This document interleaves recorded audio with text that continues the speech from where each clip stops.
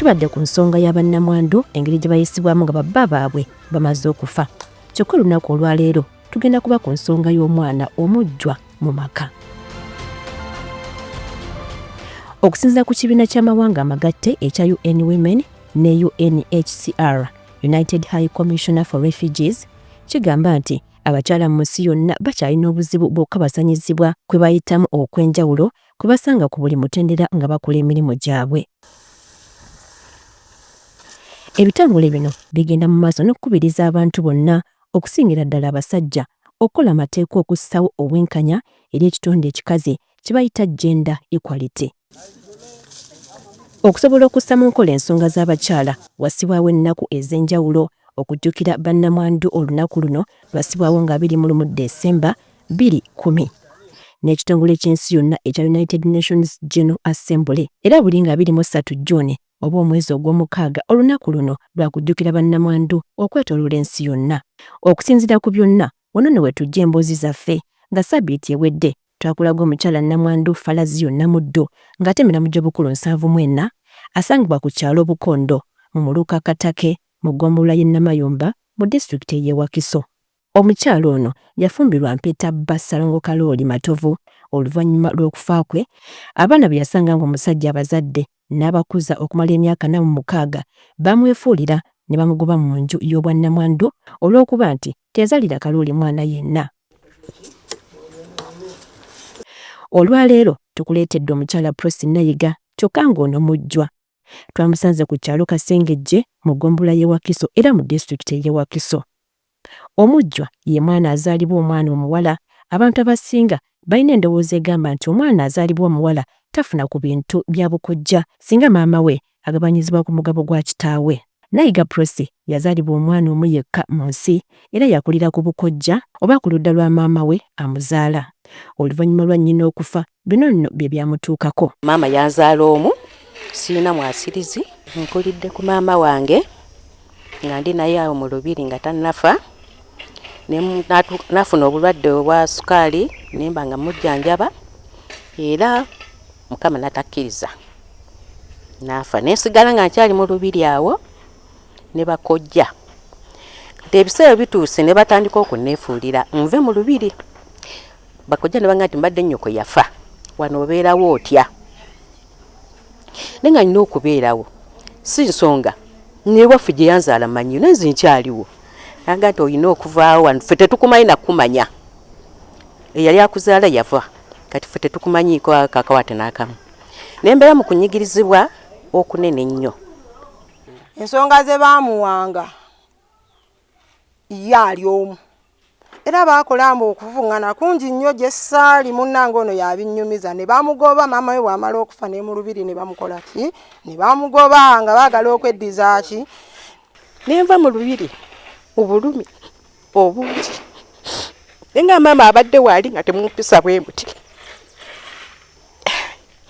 Naye kati maama avuddewo mumpisa ng'ekitategeerekeka. Lwaki temwangoba luli nga mmange akyaliwo ne mugamba mmange tetumumanyi wamuleeta otya wano. Naye amaze kuvaawo ne mumpisa bwe mutyo.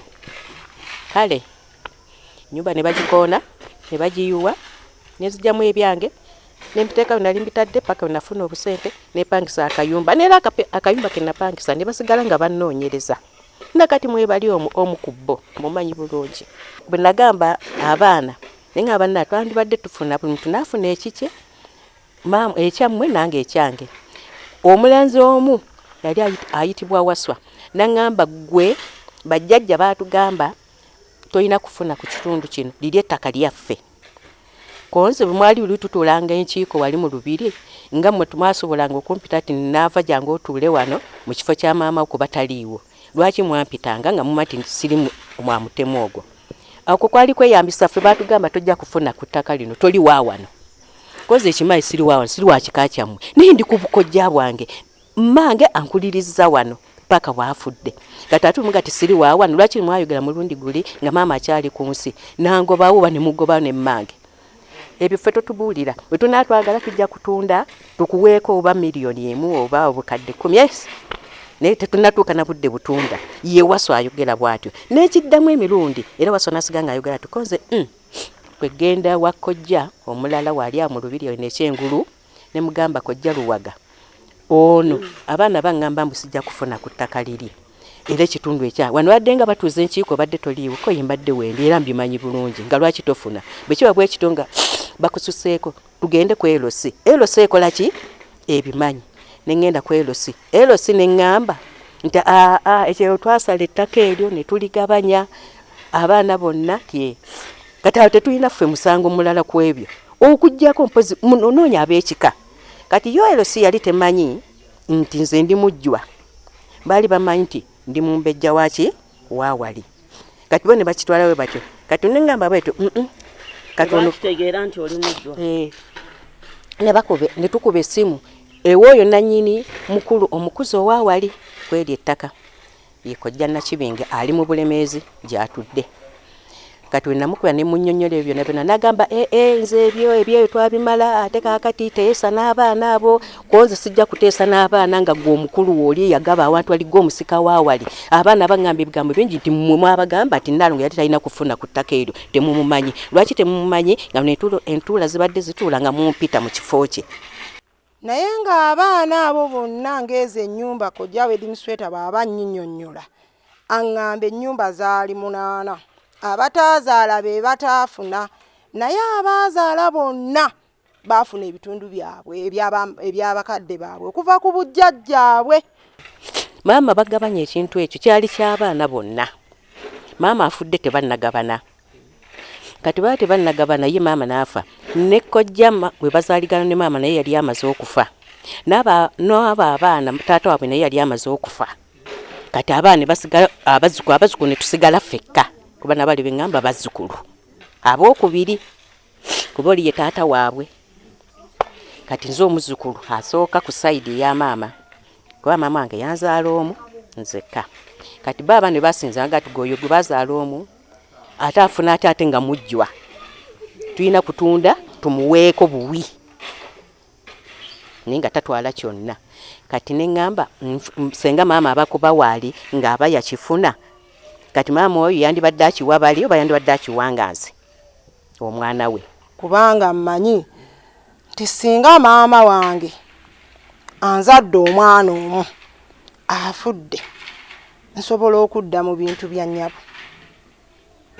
nze bwe naalibadde ndowooza kubanga bonna bannaabwe bonna baakola ki baafuna ebitundu by'abazadde baabwe n'abaana abawala era bonna baafuna. Ensonga ezaviirako Prosy Nayiga ogobaganyizibwa kyava kusinya ku bakojja be okubasaba okumuwa omugabo gwe nga bagujja ku bintu bya maama we bye yali yaleka. Ne mbaga nnina okufuna ku mugabo gwa maama nga mmwe bwe mwafuna ogwammwe kati nze ndi mwana mujjwa nnina okufuna ku kya maama kye yafuna mu bakadde be kobo nedda tojja kufuna konze lwaki sijja kufuna omujjwa tafuna era tulina woofuna kitundu kino tulina mpozi nga tutunda tukuweeko ssente konzi nina okufuna ekitundu kya maama kubanga n'abaana n'abaana wa ssenga wa jjajja yafuna ekikye ate nga mujjwa n'afuna ekikye kati kya maama wange lwaki sikifuna nga nze mmwe nammwe mulina okufuna ekyammwe okuva ate ku kitammwe kye yafuna ku kitaawe kobo nedda oba kiba kibe tumala kutunda olyoka ofune okuweeko ku busente gwe n'ekyo nna ttaka lyaffe abaana abalangira. Nze okutuuka ewange yajja akaaba ne mmugamba kakkana waliyo ebitongole ebiyamba bamulekwa ne bannamwandu nze awo namufune era twatandikanga buli ekyabangawo bampitanga nzije ennyamba omuki. Okufuna obwenkanya Nayiga Prosy yaliko abantu ab'enjawulo bye yatuukirira n'abayitiramu ku nsonga n'embeera gye yali ayisiddwamu. Abantu abamu bamuyamba okumuwa ku magezi okuvvuunuka ensonga zino. Ndaba ono kojja gwe nasookerako kati kojja kwe kugamba omukyalo ono Nabuuma nangate waategedde ti ebintu bino njagala onnyambe onkwatire ku mukyalo ono oba ku muwala wange omuntwalire awantu ku mateeka agasinga gano. Mukyalo ono teyali mubi naga tusooke ku LC nga naawe kwoli tugenda abantu aba basatu ne tugenda ku LC Mulangira Luwaga n'ayogana LC n'abagamba nti omwana ono ti ekintu mwabimanyako ettaka limulimanyi nti ye naye omwana ono afuna omugabo gwa nnyina musisi wali tomanyi nnyina wa mwana ono nti mumanyi enaalongera akulidde ne mwanyina Kalifaani mumanyi ti ono aba mwanyina ze yafa ono mwana wange naye twagala bafune obwekkaanya bagaba n'ettaka liri ekitundu kiri ekirala ekyasigala ku kyaki eky'abaana bano ko ye nti ate bagabana mbane nga tono omwana mumbejja ko nti mwana wa mwanyina ze naye alina okufuna ekitundu nnyina kye yafuna kisalwemu ekyabali abaana ba Lukanga n'ekyo n'ekya nnyina ekyo kakati byagala genda ku poliisi kuba ffe mulimu ogwaffe ogw'ekitundu ekyo gwakola ki gwaggwa kati olina muyina okgenda n'oli omukulu w'ekika omukuza akola eki mugende naye ffe kati ebyaffe byaggwa wabula kati ebigenda mu mateeka waggulu etukolagana omukyalo oyo bwe tutyo n'akulembera era twalina oyo omukuza ow'Ebulemeezi Nakibinge n'oyo kojja owawano ne Nabumba nange n'antuusa ku kitundu ekyo ekyali jimu Luwaga yamusindika ewange n'amugamba genda ow'omukyalo oyo alina ekitongo ekyamutambulizaako ensonga ze era ne wabaawo ensonga ze baggusa kati Redeem kati bwe yajja nalina nansana ne bankubira essimu ne baŋŋamba tukwetaaga nenzija ne mbasanga mu lubiri oyo namusangawo naŋŋamba mbadde nkusaba ontwale gye wagenda okutambuliza ensonga zo ne tusooka ne tugenda mu woofiisi ne baafiina omanye ensonga ezo engeri gye muzitandika nti zirina kuddayo ku RC ne tudda ku RC bwe twadda ku RC ne batugamba tukubire kojjaawe administrator eyaliwo mu kusala ettaka eryo ne tumukubira essimu najja kati bwe yajja era nga tetuyina ssente kati bwe yajjanga ewange nze bwe nayinangamu 15 ne mugamba tutambule tugende tulabe engeri oba banaakuyamba batya kati awo nga tetunajja wammwe twasooka mu FIDA kati bwe tutuuka mu FIDA abafida ne batulaga olunaku ne bavuga ne bajja ku RC bwe tutuuka ku RC kojjaawe ne bamuyita oyo administrator n'agamba nze sina kyakubakolera nabagamba ettaka nalibawa bali abaana baggaana bati n'agamba mbuye abaana tabasobola engeri abaana abo gye baali abaana 9 abakojjaawe ne mugamba nedda tuddeyo